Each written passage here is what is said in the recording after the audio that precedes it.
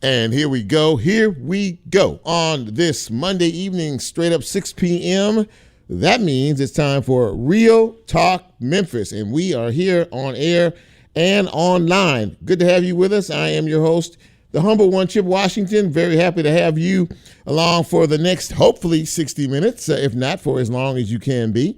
I hope that you had a great day today. I hope that you had a good weekend past. I will tell you in advance, the weather is going to get ugly tomorrow.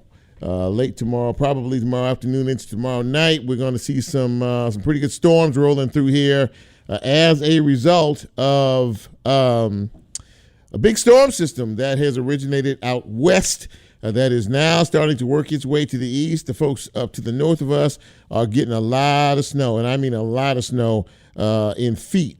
And it's going to be really hazardous in terms of travel and things like that for the next several days as it continues to roll across the country. We're not going to see any snow, but we will see some rain and some thunderstorms. So don't be surprised if you see a lot of alerts tomorrow around here, especially in the evening time. But I digress. As I said before, it is very good to have you with us. I think we have a good show for you tonight, but in terms of how you can connect up with us, well, you can do that a number of ways. Right now, we are live on the radio, 91.7 on your FM dial, WYXR. You can also catch us live on the TuneIn app, TuneIn. You can catch us live there. We are also on the WYXR.org app. And as we do generally each and every week, we're on Facebook Live. We will be on YouTube tomorrow, and when the show is posted by the station, we will be our podcast. We're a podcast, so as we are a podcast, after tomorrow afternoon, you can catch us wherever it is you get your podcast. Good. So a lot going on out here today. In particular, let me run down the guest list for you. Our first guest in just a few minutes will be someone who's never been on our show before. He is the city councilman, Frank Colvett Jr., and he's going to talk a lot about what is happening in terms of the city issues, and more importantly, big discussion about a couple of issues, juvenile crime and the speeders on these interstates. I have some questions for him about that.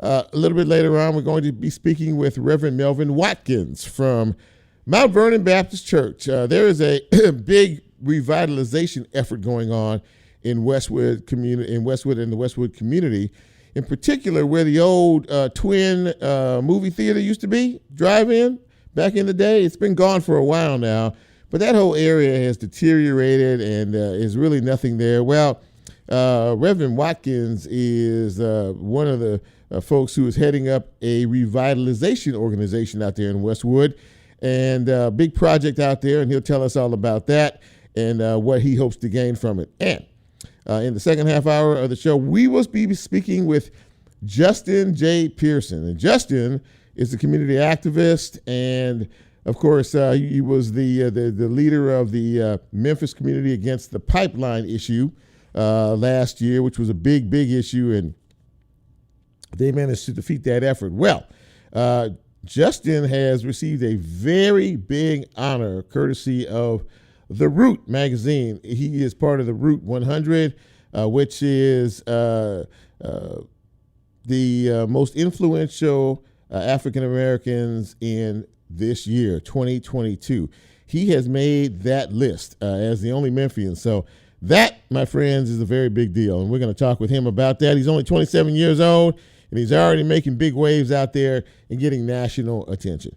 So we will get to all that shortly. But first, we want to celebrate your current trip around the sun. If you made it, congratulations to you. Of course, this past weekend, Taya Palacio, who hosts a show on this radio station Saturday nights at 8 p.m. You should check it out. It's a good show. She celebrated her birthday on Saturday. But for the remainder of you, whether it's today or this week, we have a little special thing we like to do called birthday shout-outs. But I can't do that until I say, hit it, Lola. Happy birthday!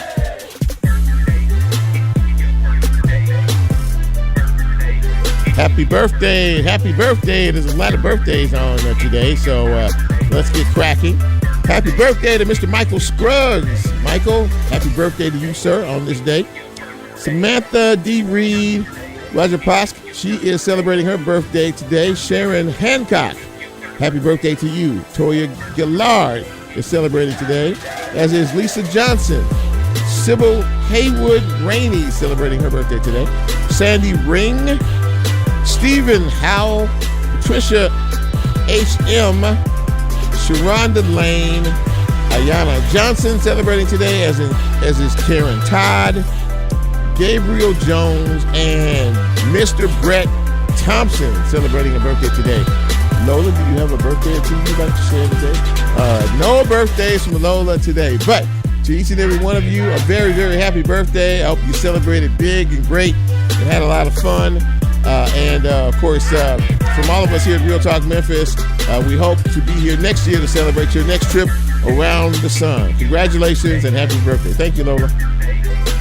So as we start the news and notes here this evening, I want to take special note of someone that we are all thinking about. He is the head coach of the University of Mississippi State University, head football coach Mike Leach had a what is categorized as a massive heart attack yesterday afternoon.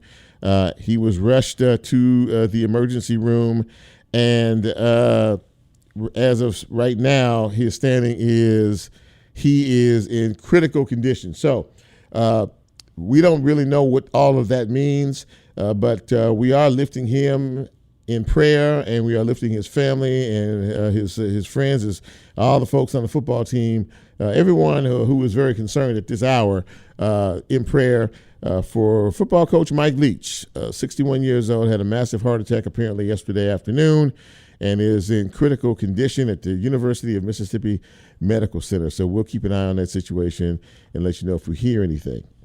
Meantime, there has yet to be a decision. You know, I told you last week about the two 15-year-olds, now actually one is 16 years old, that were involved in the shooting death and carjacking of Reverend Artura Eason Williams. Well, they were back in court this morning, and it looks as if a decision has been made on moving this thing forward, and they'll be back in court on the 20th, which is next week. And so according to, before we changed administration, Amy Wyrick, who was the DA, was poised to transfer them to adult court. It looks as if, because we have new leadership now in the DA's office and the juvenile court area, it looks like things are starting to move in that direction. When asked about it, the DA's office said they are looking to seek transfer, which again could happen next week. And I think juvenile court is co-signing on that as well.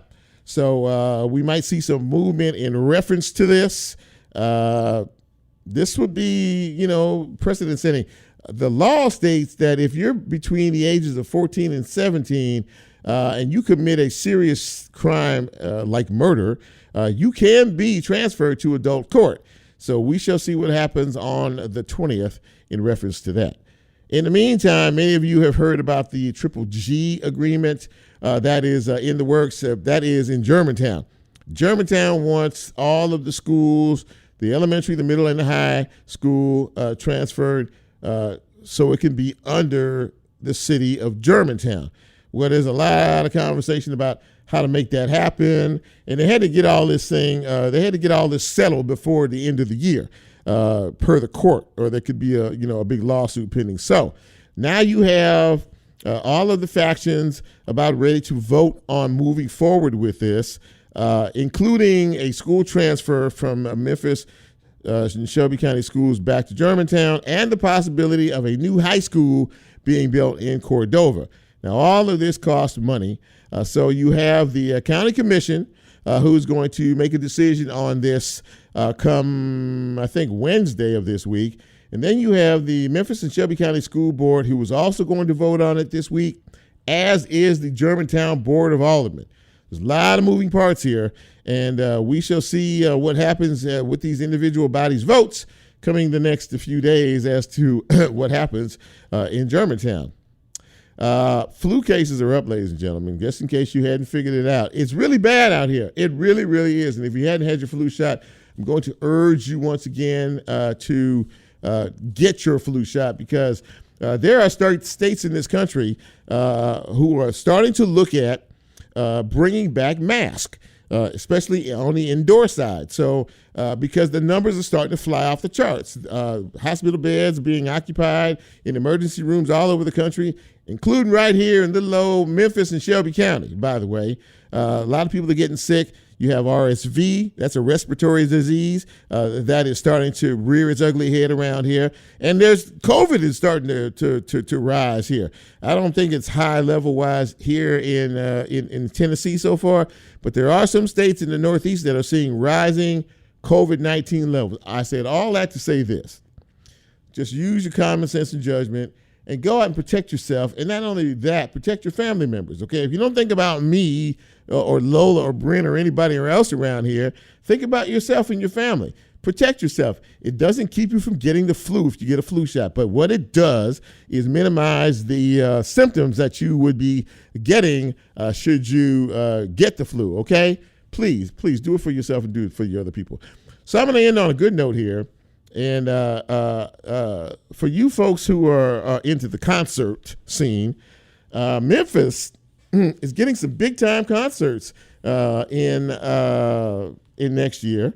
And it was announced today that Janet Jackson, and Lola is raising her hands triumphant. I don't know if you can see her. We got the wide shot going tonight. That she is very pleased and happy that Janet Jackson is coming back to town. She'll be here in April with her Together Again tour. That was announced today. And it looks like April's going to be a pretty big month. But let me just run down some of the artists who are going to be here in 2023. Jeffrey Osborne is coming back to town in March. Patti LaBelle will be here in March. The group Journey, who's been around for a long time, they will be here in April. Lizzo is a Grammy Award winner now. She's a People's Choice winner. She's big time, man. Lizzo will be here in April. John Cougar Mellencamp will be here in April as well. And as I mentioned, the aforementioned Janet Jackson, after 4 years, it's been 4 years since she's toured, will be here on April 29th, along with Ludacris. That's her opening act. You like that, Lola? Ludacris? Huh? Okay, she's weird. She says she's weird. But anyway, that's the concert thing. So start saving your pennies for these big concerts, because they're going to be costing you a lot of money. And last but not least, congratulations to the fall graduating class of the University of Memphis that graduated on Saturday. I want to give a couple of special shout outs to some folks I know. Jennifer Sharp, who was one of my employees once upon a time, and she graduated this weekend. And to my niece, Madison Yancey, she graduated as well over the weekend. So for all of you out there who did put in the hard work and the effort, congratulations to you, and best of luck in the future. That is a quick look at news and notes on this Monday. We are going to take our first commercial break and get into the big broadcast tonight. Welcome to Real Talk Memphis on this Monday evening. I'm Chip. You know who you are. We'll be right back.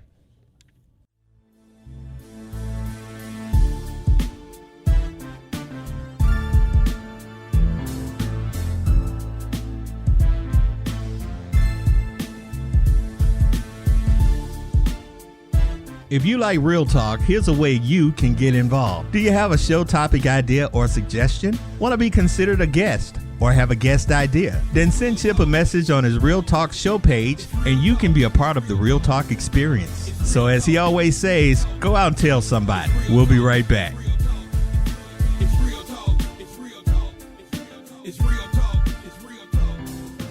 WYXR is supported by the Orpheum Theater, presenting Mannheim Steamroller Christmas by Chip Davis on Thursday, December 29th. The spirit of the season comes alive with the sound of Mannheim Steamroller, a holiday tradition for over 35 years. More information at orpheum-memphis.com. Support for WYXR comes from Farm Burger. Farm Burger is your neighborhood grass-fed burger joint located in the East Atrium of Crosstown Concourse, offering custom grass-fed burgers, seasonal salads, and more. Farm Burger takes pride in their grass-fed beef and partners with local farmers such as Home Place Pastures, Bonnie Blue Farm, and Marmaloo Farms. For more information, visit farmburger.com. This is Clark Ortiz, co-founder at Crosstown Brewing Company. We are proud to be WYXR's official beer sponsor for 2022. Memphis music deserves Memphis beer. Working with the WYXR team has been an awesome way to support local community radio and foster a deeper connection with music while doing it. Our Instagram and Facebook pages feature all the updates regarding CBC and WYXR's frequent collaborations. Enjoy following along.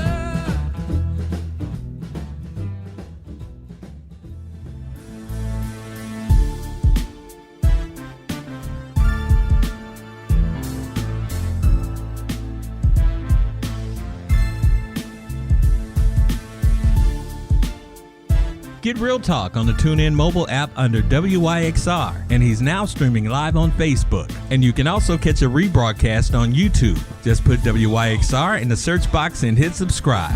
Now back to more Real Talk with Chip Washington.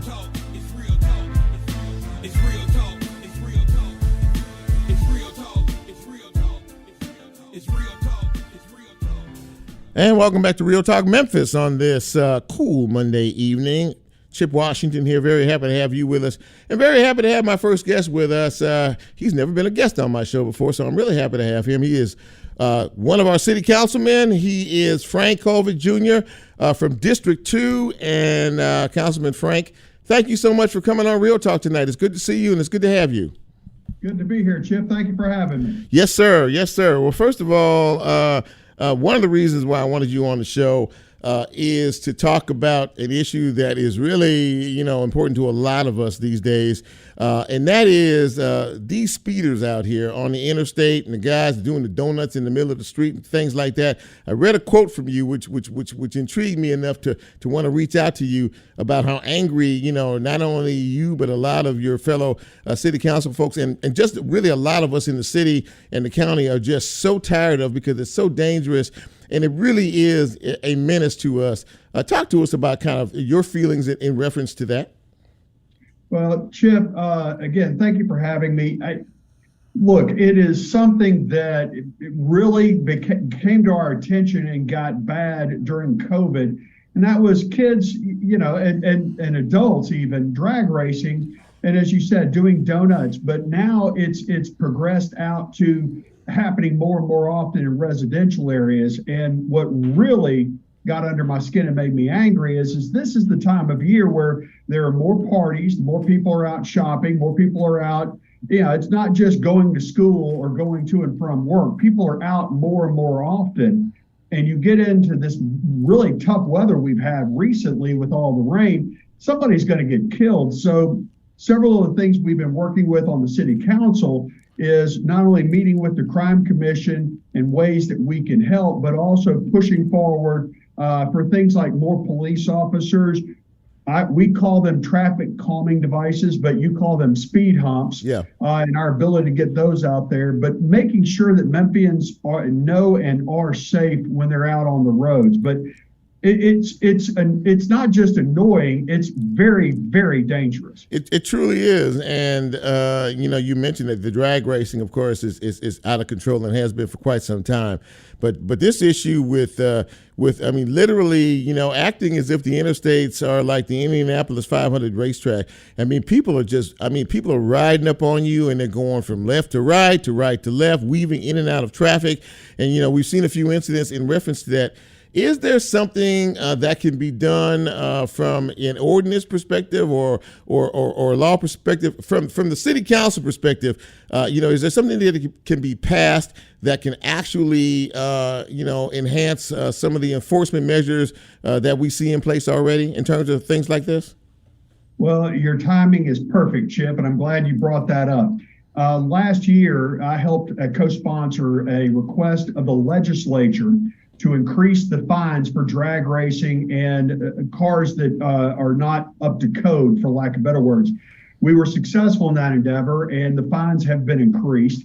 we're actually going back to Nashville, to the legislature, to increase those fines even higher. At some point, our goal in the longer run is not only to make it fiscally painful for you to drag race and just speed in general, but really drag racing.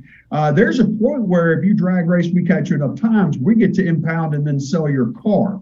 So we're going after them. Unfortunately, though, it just takes time. The legislature is not inclined to move very super quickly on this. So we're testing out what we have right now. We're monitoring with the police department the number of speeders and drag racers that we're catching. So it's a multi-phase effect of not just letting the police department know that we as the council are monitoring them, but also working with Nashville and state law to increase the fines so that we in turn as the municipality can increase the fines. I call them knuckleheads more often than not. But it's kind of getting to the point where it's potential that somebody's going to get killed. Yeah.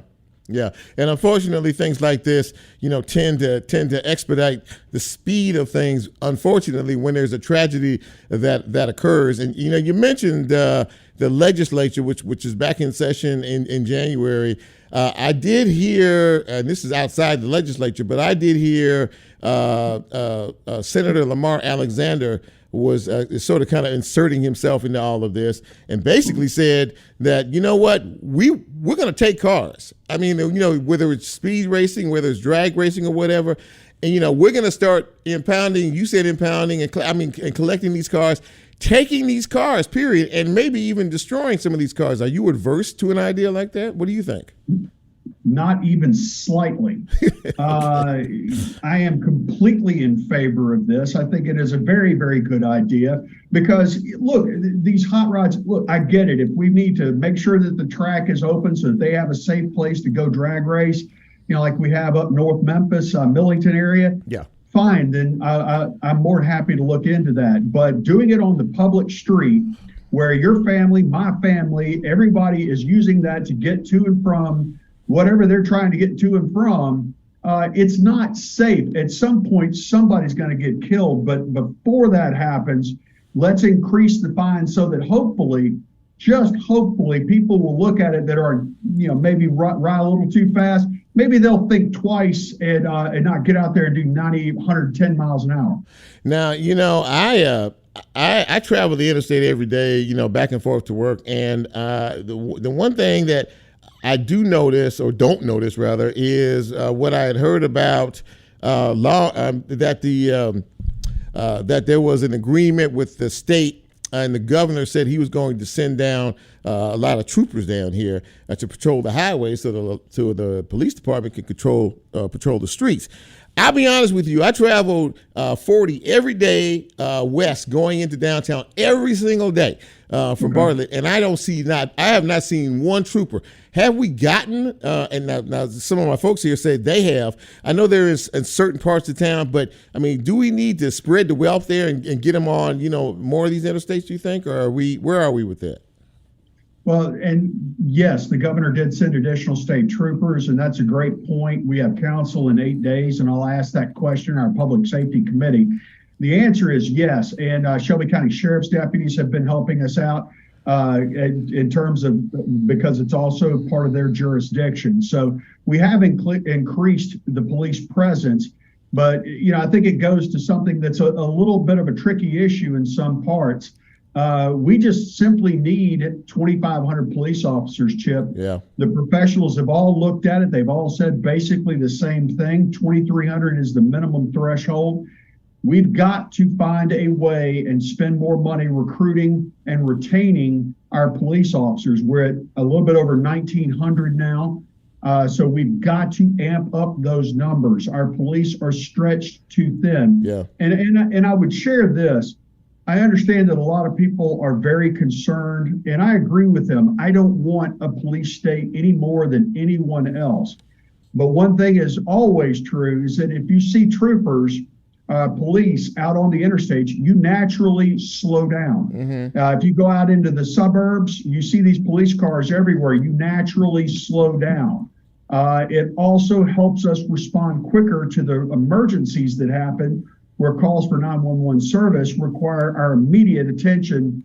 And we're stretched so thin, they have to leave the interstates and leave the writing traffic tickets to service the major crimes. Yeah, that's a big deal. If you're just joining us, we're speaking with City Councilman Frank Colvett Jr. From District 2. And, I know another big issue that we're dealing with, and I know that you feel passionately about it, is juvenile crime.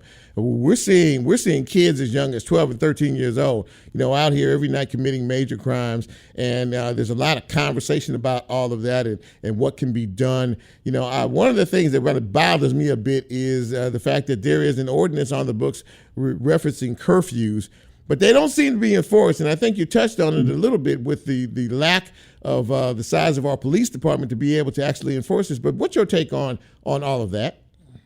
Well, and let's unpack that, because I think you bring up several excellent points. The first part is that a police officer sees a juvenile out after curfew, which depending on their age, I think is 10 or 11 o'clock. Yeah. The police officer has to stay with the juvenile until the parent or guardian picks them up. Well, what happens if the parents or guardians are working and can't leave work? Well, then the police officer is basically off the road with the juvenile, or she lets the juvenile go. Mm-hmm. So you've got that first problem. We're actually working on better holding areas, for lack of better words, for juveniles.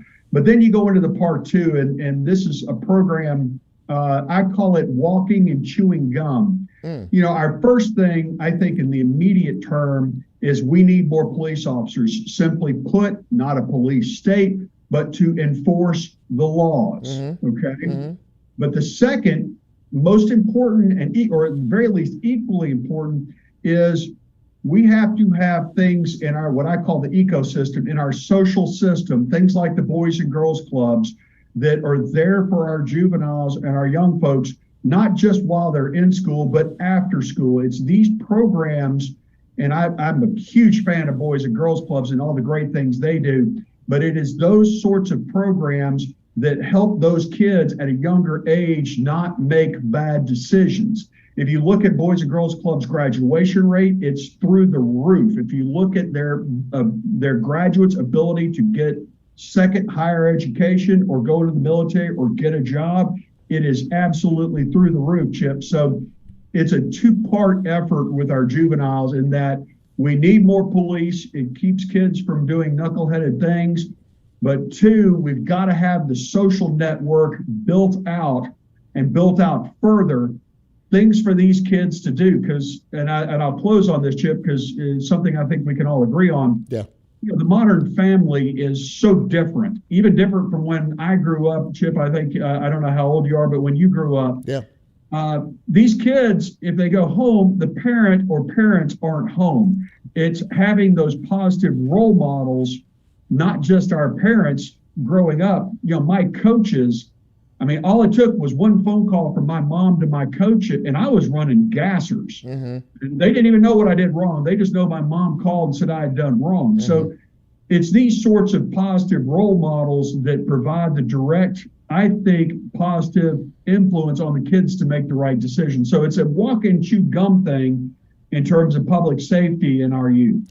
You're hastening back to a time when it took a village to raise a child, and I think if we revisited that today, that might help us in situations like this where folks are involved. But at the essence of what you just said, it really is the family's responsibility, the parents' responsibility, for their children to make sure that their children have the proper alternatives other than getting in trouble in the streets.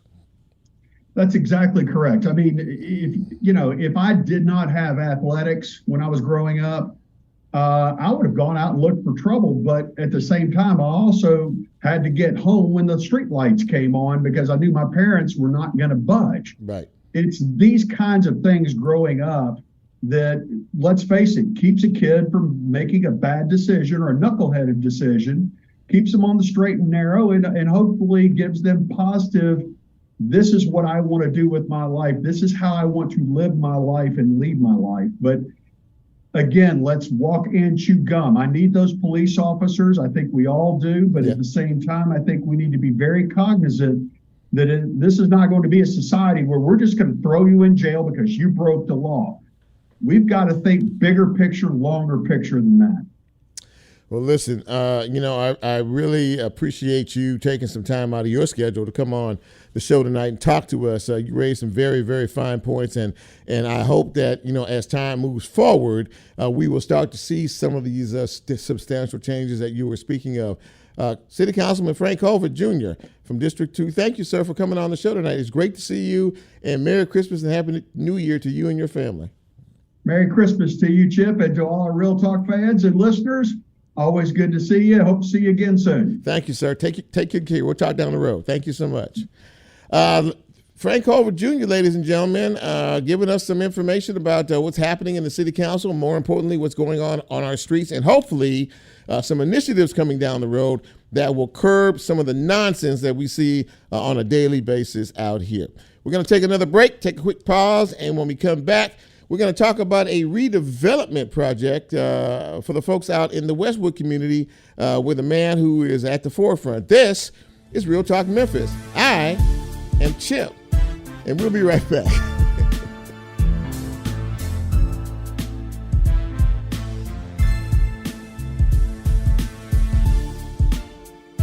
If you like Real Talk, here's a way you can get involved. Do you have a show topic idea or suggestion? Want to be considered a guest or have a guest idea? Then send Chip a message on his Real Talk show page and you can be a part of the Real Talk experience. So as he always says, go out and tell somebody. We'll be right back. This is Will Goodwin, co-founder at Crosstown Brewing Company. Just like WYXR, Crosstown Brewing supports Memphis music and our neighbors who use their talents to make it. Our beers can be found at our 3,000 square foot tap room right here at the Crosstown Concourse and at your favorite bars, restaurants, and stores throughout Tennessee, Mississippi, and eastern Arkansas. Enjoy.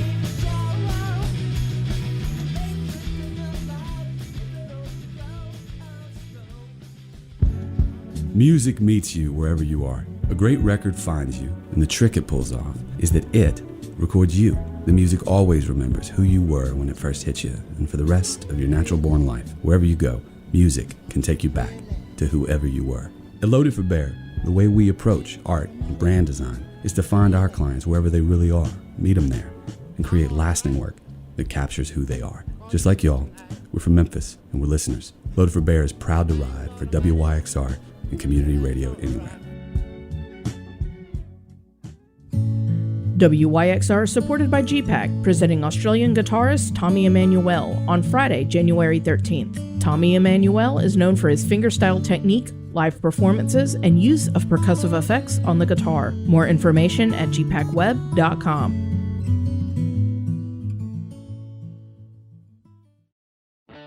Support for WYXR comes from Farm Burger. Farm Burger is your neighborhood grass-fed burger joint located in the east atrium of Crosstown Concourse, offering custom grass-fed burgers, seasonal salads, and more. Farm Burger takes pride in their grass-fed beef and partners with local farmers such as Home Place Pastures, Bonnie Blue Farm, and Marmalou Farms. For more information, visit farmburger.com.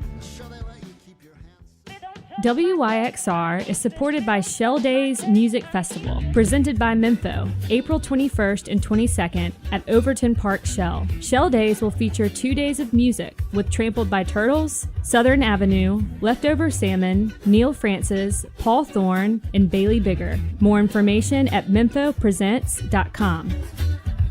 This is Clark Keys, co-founder at Crosstown Brewing Company. We are proud to be WYXR's official beer sponsor for 2022. Memphis music deserves Memphis beer. Working with the WYXR team has been an awesome way to support local community radio and foster a deeper connection with music while doing it. Our Instagram and Facebook pages feature all the updates regarding CBC and WYXR's frequent collaborations. Enjoy following along.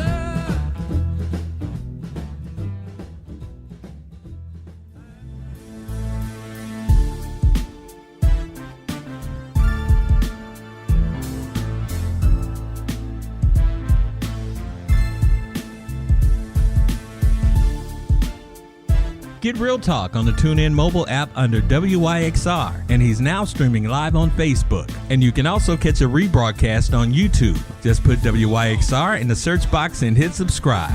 Now back to more Real Talk with Chip Washington.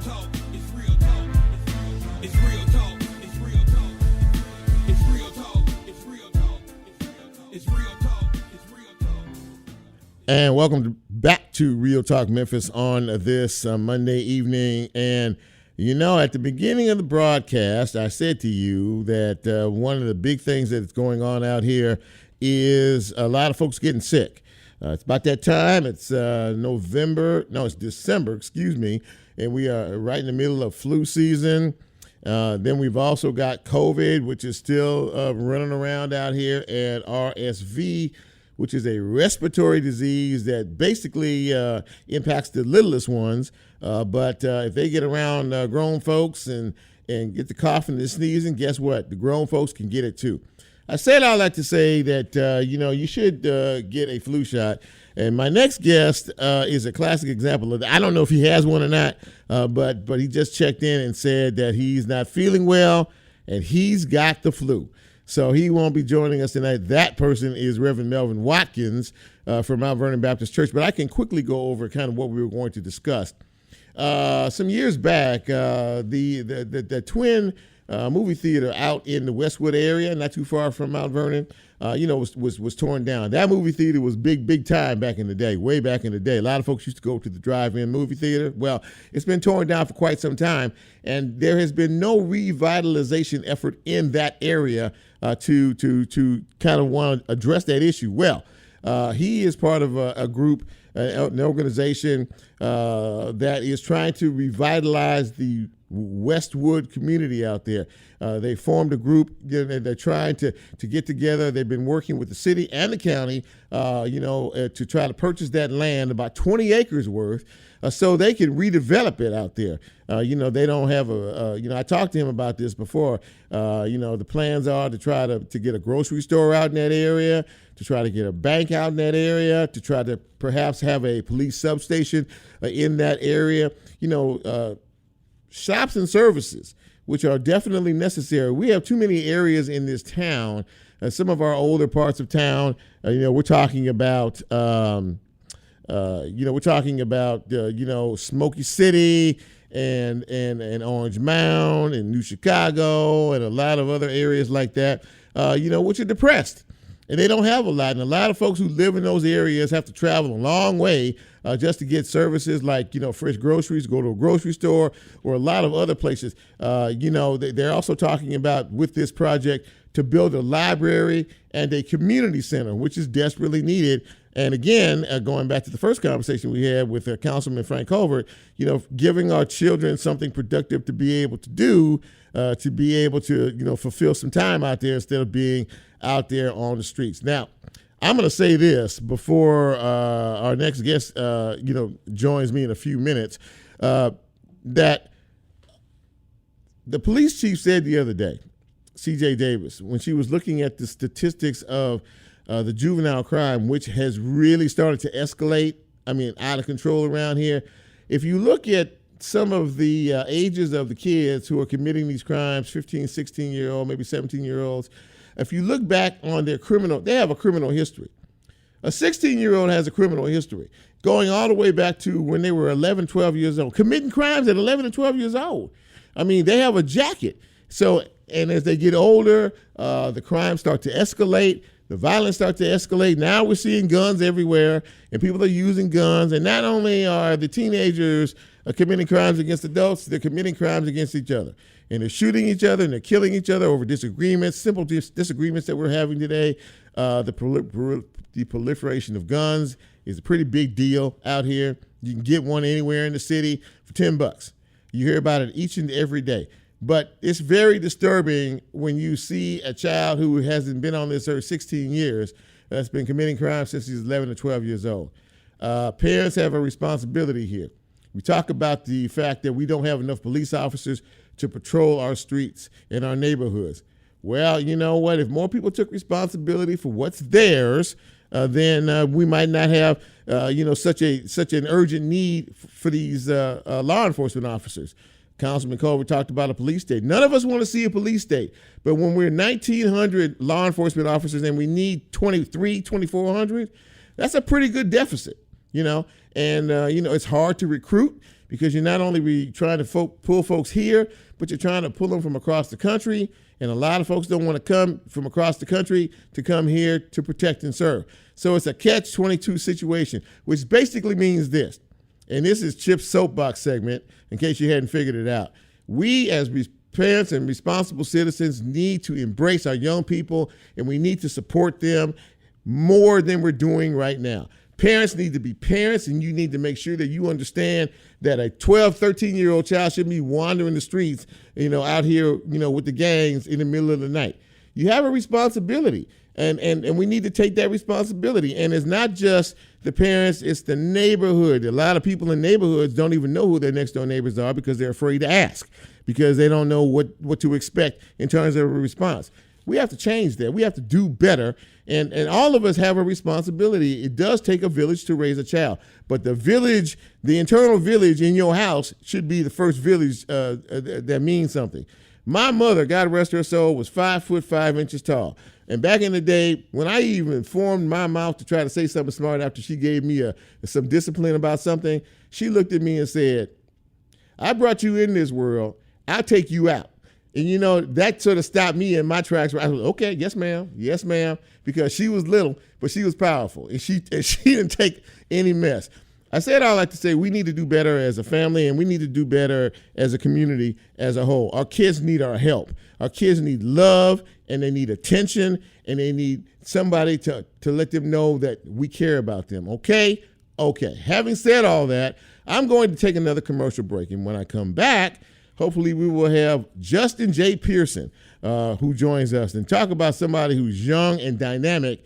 That's a description of him. If you use those two words and you looked him up in the dictionary, you see his face. This is Real Talk Memphis for a Monday night. I am Chip. You know who you are. We're going to take a quick break, and we'll be right back.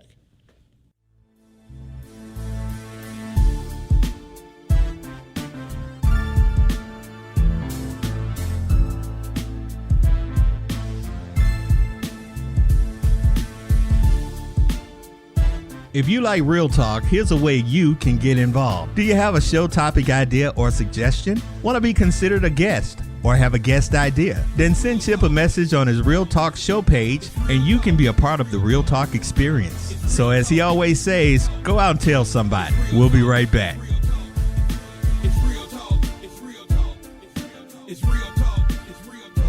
WYXR is supported by the Orpheum Theater, presenting Mannheim Steamroller Christmas by Chip Davis on Thursday, December 29th. The spirit of the season comes alive with the sound of Mannheim Steamroller, a holiday tradition for over 35 years. More information at orpheum-memphis.com. Music meets you wherever you are. A great record finds you, and the trick it pulls off is that it records you. The music always remembers who you were when it first hit you, and for the rest of your natural-born life, wherever you go, music can take you back to whoever you were. At Loaded for Bear, the way we approach art and brand design is to find our clients wherever they really are, meet them there, and create lasting work that captures who they are. Just like y'all, we're from Memphis, and we're listeners. Loaded for Bear is proud to ride for WYXR and community radio anywhere.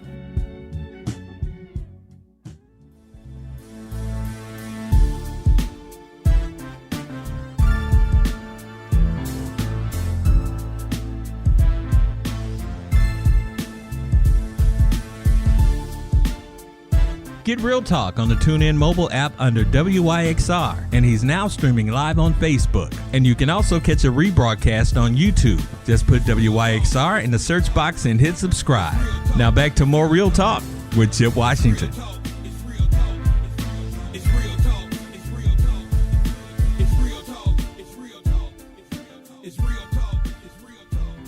And welcome back to Real Talk Memphis on this Monday evening in the city. Good to have you with us. I'm Chip. And before I introduce our next guest, I want to do the Facebook Live roll call out here. And by the way, I need to see more people on Facebook Live. I really like to see this fill up out here. But thank you all. Michael Harris. Michael is very devoted to this show. He, God bless his heart, he's always on with us, and he's always giving me some positive motivations. So it's good to see you, Michael. Tamara Rhodes is joining us this evening, as is Jewel Parker Christian, I think her name is. And Pearl Walker is checking us out tonight. Hey, Pearl, how you doing? Let's see here. Tiffany Washington Rainey is watching as well. And Marcella Dickerson is watching us as well. I thank each and every one of you for taking some time and checking us out on this Monday evening. And yeah, I'd like to see more of you on Facebook Live. We have a pretty good show here. So I hope that you check us out and join in the fun. Now, my next guest is a very dynamic young man. He's 27 years old. And he is a community activist. And when I think about him, I think about, I think he was born in he's misplaced the time period that he was born, because he comes off to me like he should have been a civil rights activist back in the day. Anyway, having said all that, please welcome to the show Justin J.Pearson. He is a community activist here in the city of Memphis. And Justin, it's great to see you and great to have you join us on Real Talk Memphis. Thank you so much for the opportunity to be here. I'm excited to join you and to talk with you. Well, first of all, I came to know you about a year or so ago when there was a big fight, about a pipeline that would directly impact the folks in South Memphis and certain parts of the city, and that would also affect our water. Now, I don't know if you still are, but you were the president of the Memphis Community Against the Pipeline. Are you still affiliated with that? That's correct. And now we changed our name because together as a community, we defeated the pipeline. Yes, you did. To this Community Against Pollution. So, okay. So, and it was a very successful effort. And again, I reference your age, you're 27 years old, but you have an old soul. And I will say this, when I was doing my social media promos for this show, and I referenced Justin's name, and I forgot to put the J in. Justin sent me a note and said, Mr. Chip, please add the J. So it's Justin J.Pearson. And tell our listeners why that middle initial was so important to have for you. Yeah, I used my middle initial to pay homage to my grandmothers, especially my grandmother Pearson, who named me. She loved my name, and both my grandmothers, God rest their souls, have passed on. And that actually, Mr. Chip, connects to a movement and the fight against the pipeline and against environmental racism. Both my grandmothers were in Southwest Memphis, where we're from, in Westwood. Both died of cancer. And our neighborhood has 4 times the cancer risk than the national average. And so a lot of my family history and heritage is tied up in this movement for justice. Well, during that time there, you were able to bring in some national political folks. I do remember former Vice President Al Gore came to one of your rallies, if I'm not mistaken. Am I correct in that? You are correct, 100%.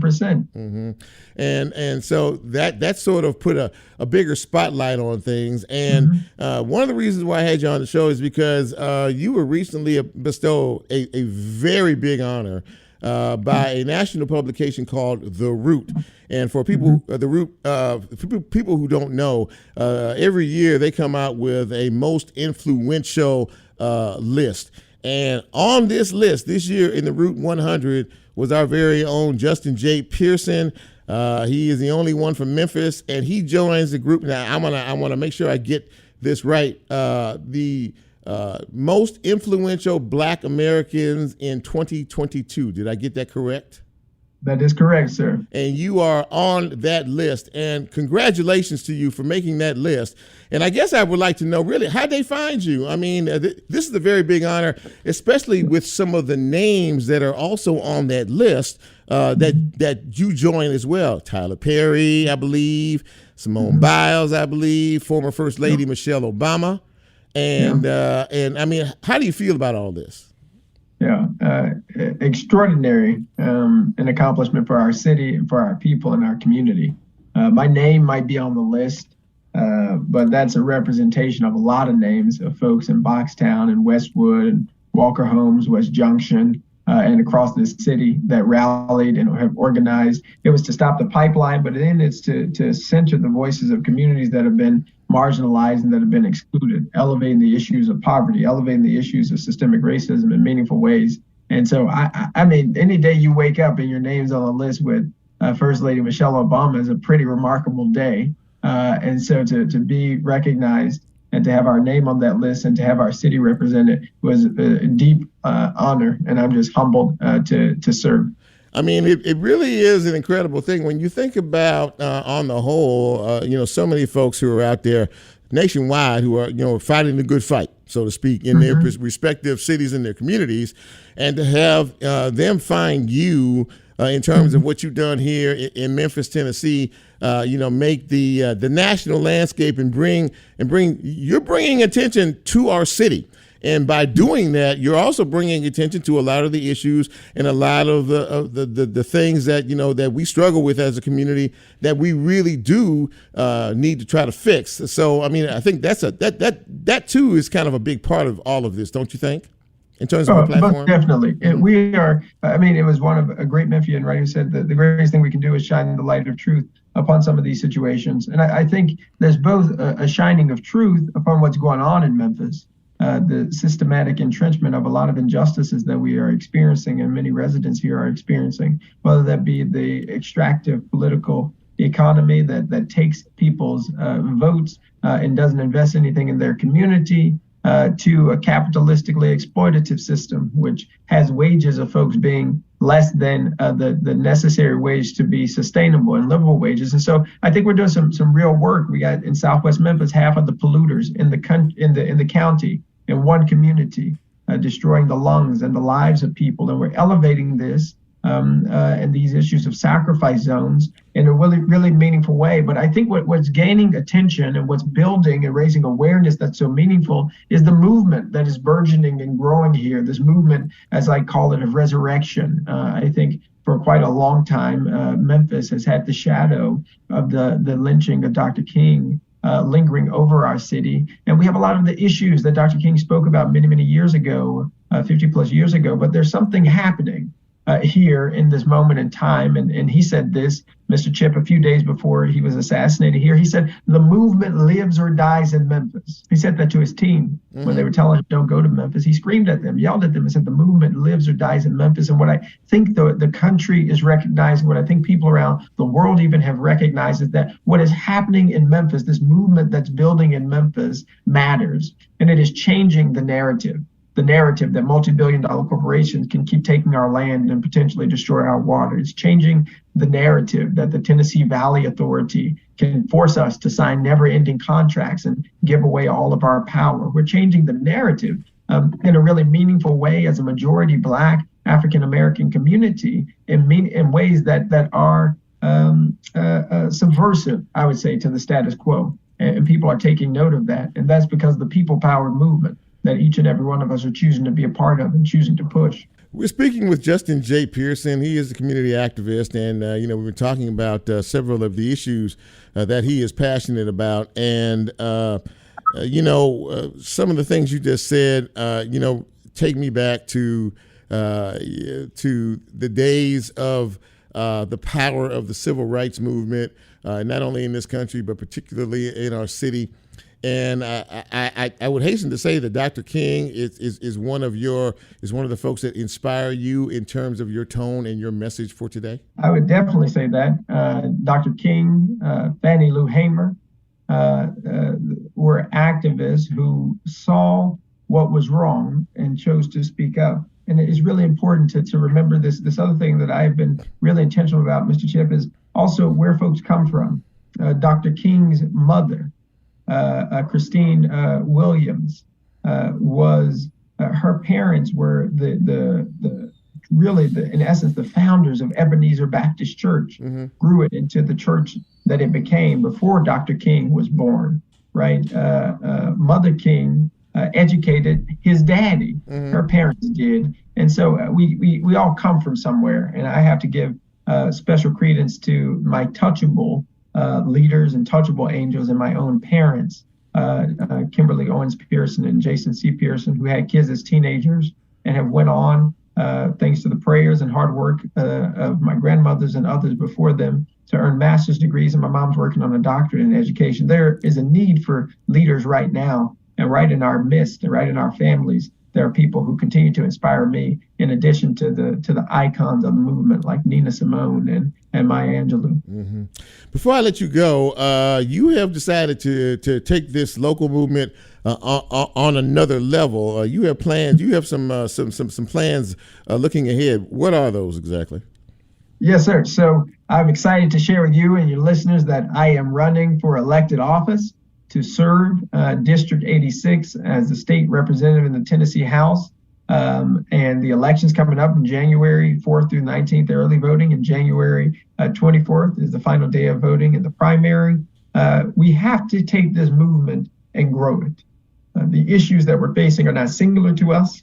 They are in a lot of other spaces and communities, and with more power and with more voice and more action and energy behind this movement, I think we're going to continue to see change, and we're going to continue to see more wins that we most desperately need. And I pray to be able to continue to serve in the movement through elected office as we continue to serve in the nonprofit space and in the broader social, racial, and environmental justice movement. Well, listen, man, I've thoroughly enjoyed talking to you, and I hope our listeners have enjoyed listening to you tonight. Congratulations on this really big honor for the Root Magazine to recognize you as one of the most influential Black Americans in 2022. I know you're going to have a bright future ahead, whatever and wherever it takes you.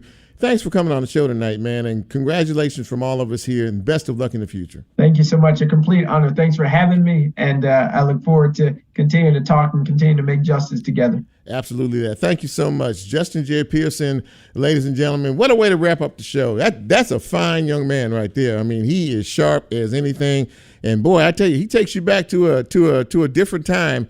And I don't think he's going to settle for anything less than just getting what we deserve as a community. And I see big things ahead for him. As Lola plays this out, this has been a great show. And I hope once again that you enjoyed it. And please, we're a podcast, so if you missed this live, first of all, it's on my page, so you can always go back and check it out. And I really urge you to do that, okay? I really appreciate that. But we're also a podcast, so I would appreciate it if you like, follow, share, and subscribe. And tell folks about Real Talk Memphis, because, I think we work hard to try to put together a great product for each and every one of you every week with our guests and the conversation that we have. So for Lola, for Nicole, for Bryn, and for your humble host, Chip, we thank you. Sincerely thank you for being with us tonight. And until next week, I'm Chip, and we're out. Be safe. Have a great week.